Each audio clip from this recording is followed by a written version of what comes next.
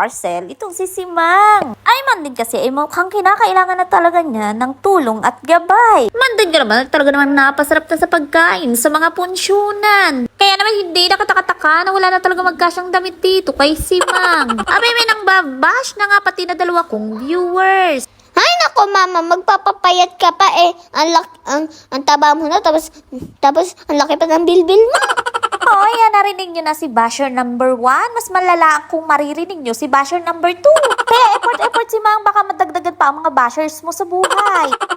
Ngayong bakasyon, baka iniisip nyo bakit hindi nyo palagi nakikitang kasama ko si Dora sa punsyonan. Abay ayaw sumama papunta sa kainan dahil mas gusto pang maging tao din sa tindahan. Abay matutuwa na sana ako dahil batang-bata pa'y marunong ng dumiskarte. Kanya lamang mausi-usisa ako. Aba, ay kahaba na pala ng utang ko din sa tindahan. May sala sa ice cream, may stick ang naka-care off dito kay Simang. Ay ko, uwi na. Talaga namang mamumulubi kita. Bandang hapon nga, akala ko tambay na ako maghapon dito sa bahay. Kaya naman, ako'y nadaan-daanan na rin mga kaibigan kong tinamaan na ng kagagaling. Abay banding ho, ay pupuntahan daw namin at babalikan daw namin yung mga honeymooners. Abay hindi ko nga humawari kung ano bagang gustong mangyari ng mga ari. Abay yung alam mong busy-busy, yung dalawa, catching up with each others. Pagkatapos ay dadayuhin mo naman ang inuman.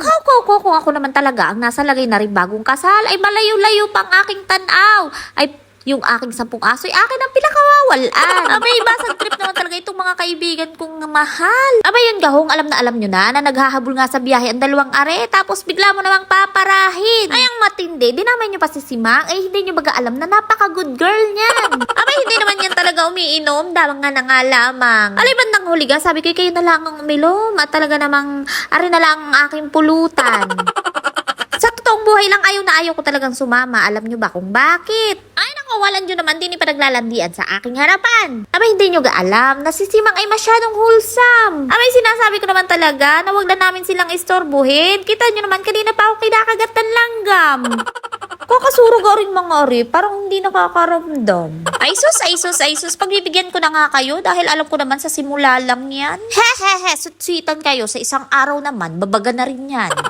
Joke lang guys, para namang hindi ko alam ang inyong pinagdadaanan. Alam na alam ko yan. Mga ganyan kayo, mga 3 buwan. Kung kawawarin ko pare ko nga rin, dinadaan na lang din naman sa kanta. Hay nako, puro de. Kasalanan mo yan. Abay man din ako nananahimik ng pagkaganda-ganda doon sa bahay. Tapos kanila akong dini, dadaanan. Tapos pagdating dini, ako lang kanilang bubulihin. Eh di kayo na ang may love life.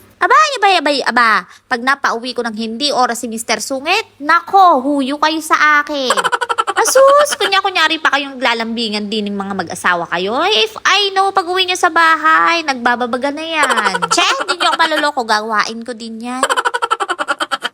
Well, kidding aside, nakakatuwa talagang pagmasdan na kahit mga may kanya-kanya na kaming pamilya nitong aking mga kaklase, paminsan-minsan nagagawa pa rin namin magsama-sama, sumaya at kumiti. Despite of kanya-kanya naming mga busy schedules, may mga instances na nagagawan pa rin ng paraan na magkita-kita at magkamustahan kahit sandali lang. Life is too short naman talaga, kaya paminsan-minsan kailangan din natin ng happenings. Reminiscing, ika nga. Napakabilis ng panahon, hindi natin alam kung pagdating ng panahon, magagawa pa rin ba natin ito o magiging bakas na lamang ng ating alaala.